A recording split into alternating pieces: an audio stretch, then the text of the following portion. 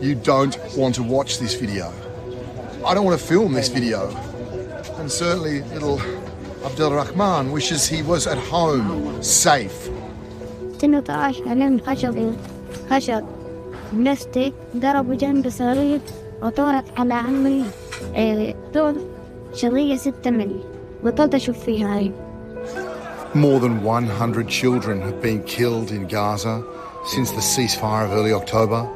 That's roughly 1 girl or boy killed every day during a ceasefire. Hundreds, like little Abid al-Rahman, have been wounded. نفسي ألعب مع أولادي في الحارة وكلهم يلعبوا إلا غير أنا.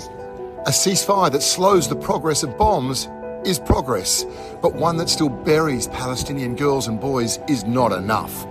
This is the moment to turn reduced violence into real safety for children. Open full access for aid, dramatically expand medical evacuations, and turn this into the line where the killing of girls and boys in Gaza finally stops.